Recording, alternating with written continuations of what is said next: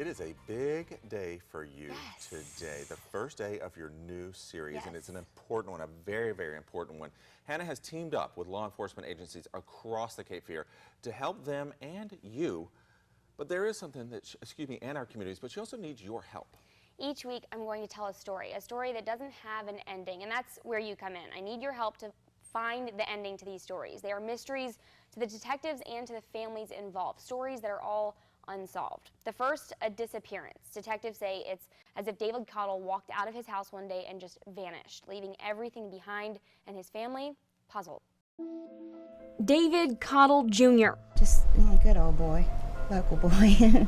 A father. He has 2 daughters. A drummer. Very musically talented. A brother to Christy Bradley. He was my big brother. A man who had a lot of things going for him. Just real involved with his family, the church, loved the water. But sometime around 2012, Bradley says things took a turn for the worse. It all began with pain pills.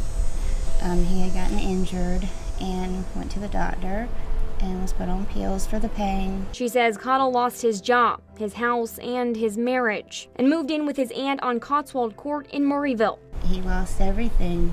He would do anything to get pain pills. In March 2013, Bradley remembers having a conversation with Cottle. He was very distraught. He couldn't hardly talk to me without crying. He seemed like he was broken. That would be the last conversation they would ever have. The last time that David was seen was actually March 9th of 2013. Detective Justin Varela with the New-Hanover-County Sheriff's Office says Cottle's aunt reported him missing after he never came home. She was leaving the house to go out, and David was actually at the house. And then when she returned home at about 6 o'clock that night, David was gone. Leaving almost everything behind, all but 2 things. So he kept a journal, and the journal was missing along with like a lime green backpack. Varela says Cottle didn't have a cell phone. He didn't make a single bank transaction, and they have no evidence to suggest foul play. I don't think anybody hurt David. I really don't think that. I just don't feel like he would go somewhere and not have any contact with his family. Varela says even if Cottle voluntarily left, something doesn't add up. It's very odd that he wouldn't have contacted anyone, or he didn't leave a note saying that he was leaving. Varela says in the beginning, detectives got a couple of tips from the public.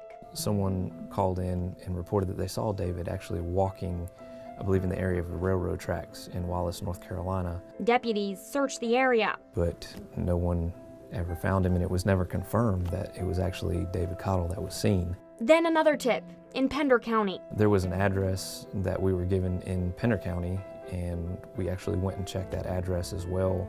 The individuals there didn't seem like they knew who he was or had not seen him. Tips that eventually ran out. It just doesn't make any sense how someone can just walk off and never be seen or heard from again. Is there any possibility still in your mind that he could be alive somewhere? Yeah, sometimes I think that.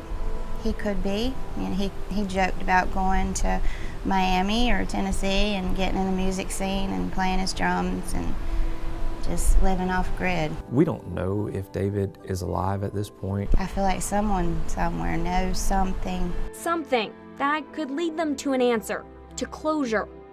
Something that is better than nothing.